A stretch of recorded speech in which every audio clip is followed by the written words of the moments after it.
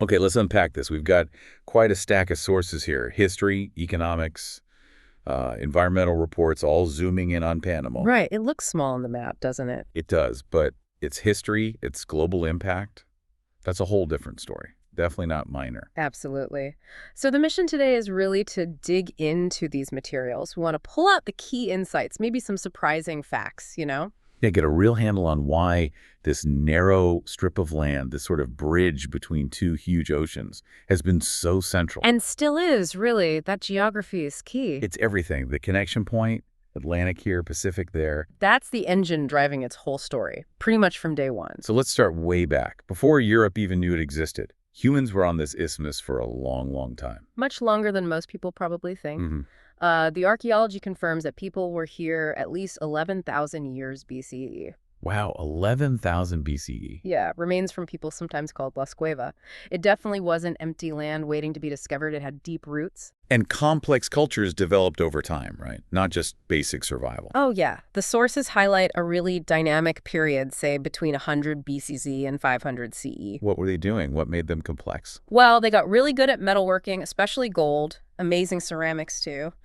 And surprisingly detailed knowledge of the human skeleton. Human skeleton, what does that point to? Rituals. Yeah, probably complex social or religious practices. We don't know everything, but it suggests sophistication. It's interesting. We hear so much about the Mayans or Incas, but Panama had its own thing going on. Definitely. And we have proof. Elaborate burials near the Pacific coast. Some date back to 1230 BCE, going right up almost to European contact around 1500 CE. So long, continuous cultural tradition. Exactly. Thousands of years of development. Any idea of the population size before the Europeans arrived? Estimates based on different studies, including some genetic work, put it around 30,000 people. And diverse groups within that, I imagine? Yeah, for sure. In the central region, you had groups like the Diques, Grancalas, the Ngobi Bugle. They weren't all the same. Any specific practices mentioned? Well, some groups buried their dead in these large ceramic urns. Tells you something about their beliefs, their artistry. And pottery itself goes way back here. Yeah, that's another detail that jumped out. Findings at a site called Altos de la Laja suggest pottery was being made in Panama over 7,000 years ago. 7,000 years. Incredible. Shows real innovation happening right there on the isthmus. Exactly. Long before it became this global crossroads we think of now. Okay, so we have this deep, rich, pre-Columbian history.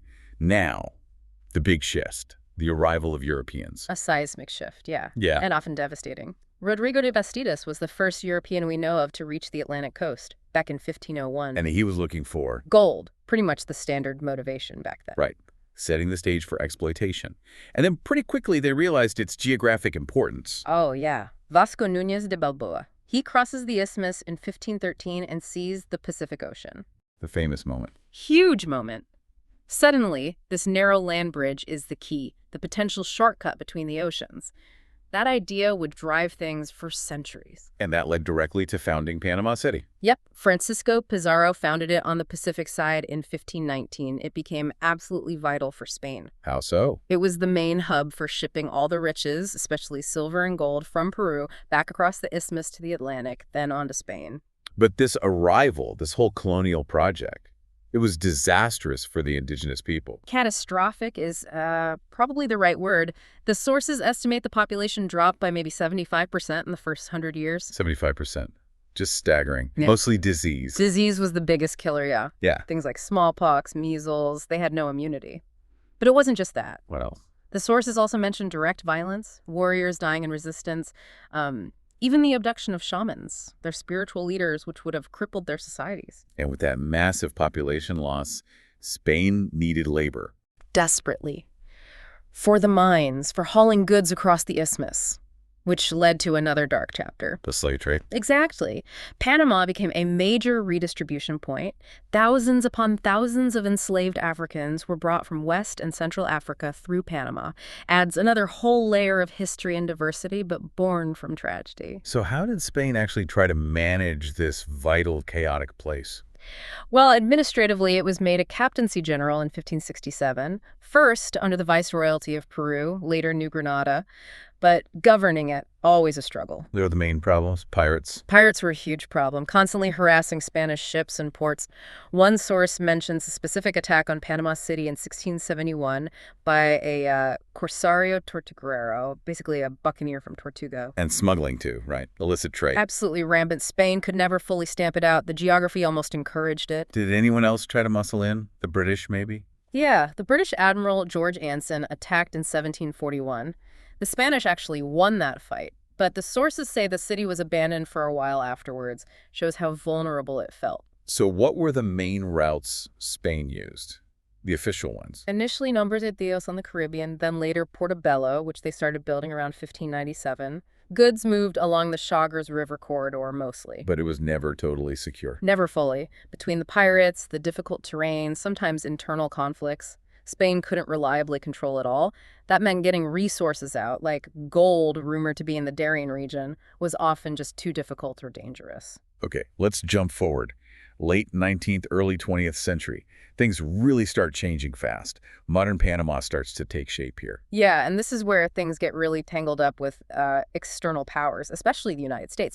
Panama was part of Colombia then, remember? Right, and Colombia was going through a rough patch. Very rough. The War of a Thousand Days, this brutal civil war from 1899 to 1902. It caused chaos, including on the Isthmus. And the U.S. eyeing a potential canal route. Yeah.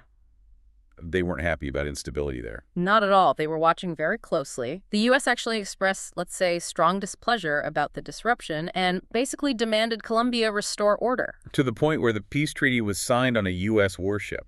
Yeah, that's how much influence they had. The treaty ending the Colombian Civil War was signed right there, near Panama, on an American ship. And then just a year later, 1903, the big moment.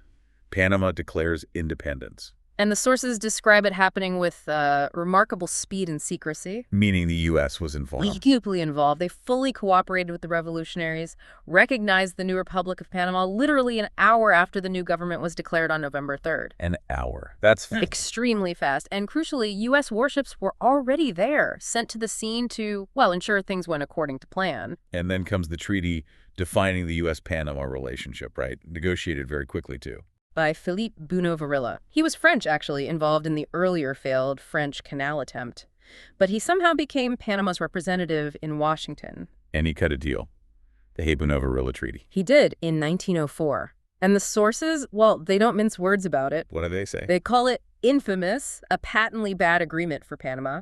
One even calls it a piece of extortion. Wow, extortion. Strong stuff. What did the U.S. get? They got perpetual use of a 10-mile wide strip right across the middle of Panama, the Canal Zone. 10 miles wide, forever.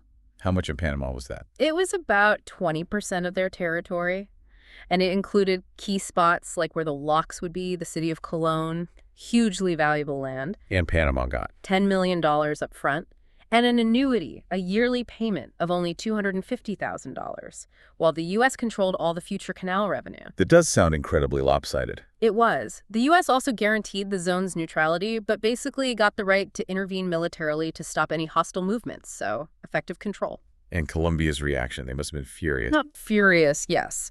But the U.S. just brushed off their protests as an obnoxious attempt at intervention. And do the sources shed light on the behind-the-scenes stuff? How did this all happen so fast, so favorably for the U.S.? They do give some details. It wasn't just a spontaneous revolution.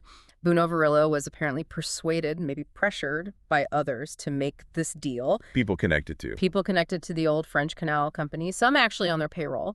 And then there's the detail about the U.S. Navy. The warships. Yeah, specifically prearranged landings of U.S. sailors, bluejackers, to seize Colón. It seems pretty clear they were there to make sure the revolt succeeded and the treaty got signed. It looks carefully orchestrated. Okay, so the treaty is signed. The U.S. has the zone. Then comes building the canal itself. A massive, massive project. Took from 1903 to 1914. Incredible engineering challenges. Disease was rampant, malaria, yellow fever, even hurricanes. What was the cost? Over $3 billion back then. The sources call it both a nightmare to build and ultimately a marvel. And then for decades, the U.S. ran the canal zone almost like a separate country within Panama. Pretty much, yeah. Effective U.S. territory right through the middle of Panama. And that, understandably, became a huge source of resentment over time. Fueling Panamanian nationalism. Absolutely. Especially after World War II. You see growing demands to reclaim sovereignty, influenced by things like the Cuban Revolution, decolonization elsewhere. And that led to actual clashes. It did. Protests, riots along the zone border became more frequent. It culminated in 1964 with what one source calls a bloodbath, a really tragic confrontation. That must have been a major turning point, pushing for a new treaty. Definitely. After 64, the pressure to negotiate a handover became much stronger. But it wasn't easy or quick. What were the sticking points? Well, there were attempts even before 64. A treaty was apparently approved by Panama's assembly in 64, but then objections came up about things like charging fees to U.S. ships, firing Panamanian employees in the zone, amnesty for protesters. Yeah. It got complicated. So lots of back and forth, mistrust, maybe. Yeah. And long-standing issues. Sometimes Panama didn't meet past obligations, so the U.S. withheld payments. And you had the strong feeling in Panama, reflected in their assembly, that the original 1904 treaty had basically sold the republic. And economically, Panama wanted a bigger piece of the pie, right? Not just the land back. Absolutely. After WWII especially, the demand grew for a much larger share of the canal profits. That $250,000 annuity, even adjusted slightly over time to maybe $430,000, was tiny compared to the revenue the U.S. was making. They wanted it raised significantly. Right, to something actually reflecting the canal's value. And the sources note that between about 1947 and 1953, these demands got stronger and bolder. Did the U.S. attitude change? Slowly. Initially, not many outside Panama saw a need to change things, but the situation started impacting how the U.S. thought about other strategic bases, and comparisons were drawn to things like the Suez Canal crisis. The stakes felt higher. Until finally, decades later, the handover. December 31st, 1999, a huge moment, the formal transfer of the canal to the Republic of Panama. A big deal not just for Panama. The sources say it was of considerable importance for all of Latin America, a real symbol of sovereignty finally achieved after almost a century. Okay, that brings us closer to the present. But the path after 99 wasn't entirely smooth either. There was the Noriega period before that handover. Right, General Manuel Noriega. He was the military strongman for about 16 years. His rule ended very abruptly, December 20th, 1989. With the U.S. invasion, Operation Just Cause. Exactly, led by General Thomas Kennedy. And the sources mentioned the American public had very little warning it was coming. Why did the U.S. intervene? Well, officially, they were supporting the elected civilian president, Eric Del Valle, whom Noriega had tried to oust. Relations between the U.S. and Noriega had deteriorated badly. There was a lot of pressure on him. And the human cost of that invasion. Tragically, yes. Around 1,000 Panamanians were estimated killed or injured in the fighting. And after Noriega was removed, was the transition to democracy quick? Relatively quick, with strong U.S. backing. A new president was sworn in by late January 1990. Within 6 months, a new constitutional government was set up. And by 1994, they held elections considered free and fair. But the immediate aftermath sounds tough. Really tough. Panama went into a deep economic crisis. Living standards plunged. Unemployment shot way up. So even the new democratic government faced problems. Big time. The Endara administration struggled with the economic depression, and then corruption scandals hit, which didn't help. There was unrest, politically motivated violence, even states of emergency declared in the early 90s. It was a fragile time. Looking at the early 2000s, what ongoing challenges do the sources point to, even with democracy restored? Well, things like funding the social security system were a big worry. Planning for the canal expansion, that was huge. And deep-seated poverty, maybe 40% of the population, and high unemployment, around 12%, persisted. And governance issues, justice system, corruption. Yeah. Those didn't just disappear. Problems in the courts, street crime remain a concern, and government corruption. Specifically, sources mention allegations around contracts for the canal expansion project itself, favoritism, that kind of thing. Right, the canal expansion, letting bigger ships through. Huge potential upside. Potentially double the revenue, which is massive for Panama. But it wasn't without potential downsides. Like what? Like potentially making some existing ports built at great expense elsewhere in the region less competitive or even obsolete because the really big ships could now go straight through Panama. And there was also mention of illicit trade still being an issue. Yeah, one source flags Panama still being used as a route for illegal goods. And it raises sort of murky questions about government contracts maybe giving improper access to shipping records, suggests ongoing issues with transparency, maybe control. Okay, let's shift gears a bit. Talk about Panama's culture. Given its history as this crossroads, it must be incredibly rich. Oh, absolutely. It's a melting pot, by definition almost.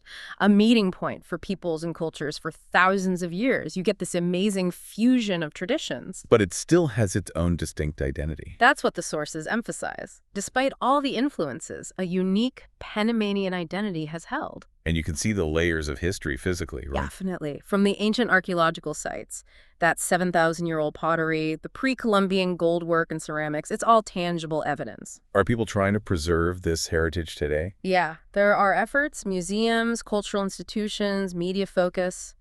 But there's an interesting kind of sad note in one source. What's that? It suggests that the deep value of the indigenous civilizations is sometimes still incomprehended by the Panamanian. Incomprehended. Right. What do you think that means in practice?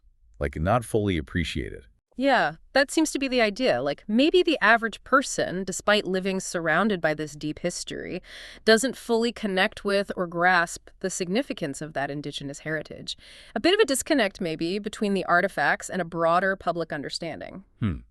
Okay, economically, we know the canal is huge, but the wider economy has changed a lot too. Dramatically. It's overwhelmingly a service economy now. Over 74% of GDP. Services like Construction, transport, logistics, banking, finance, those are the big drivers. Agriculture, manufacturing, they're much smaller pieces of the puzzle now, even though they've tried protecting them in the past. And what about basic things like healthcare, education? How are those set up? Healthcare is a mix. There's a public system aiming for universal access, funded through general taxes. Basic services are available. In private? Yeah, a growing private sector too, including medical tourism. But the sources hint at quality gaps. Basic public care might be lacking sometimes, while specialized private care is good, but obviously less accessible. And schooling. It's compulsory and free for kids aged 6 to 15. They've made progress since independence in expanding access, definitely. But challenges remain. Significant ones, according to the sources. Inequality in reaching everyone, especially indigenous kids, poorer communities.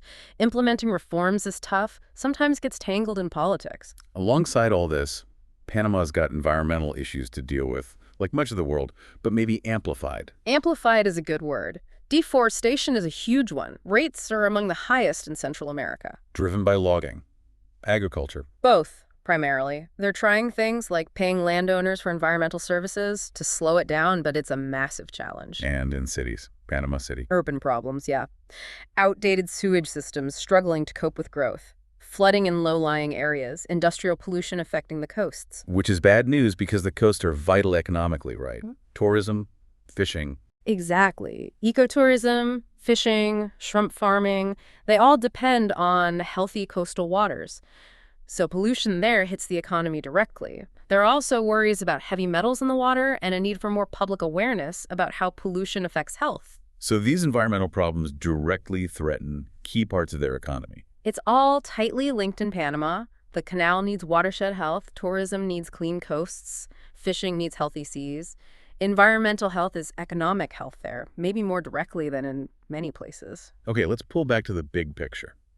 Panama's global position today, still strategic? Incredibly strategic, still sitting at this crucial junction looking towards Asia, Europe, the Americas. Still defined by those two big corridors. The canal and the Pan American Highway, both legacies of that early 20th century U.S. engineering effort, still vital today. And tourism. It boomed after democracy returned in the 90s. It did. The government invested in infrastructure, promoted it heavily.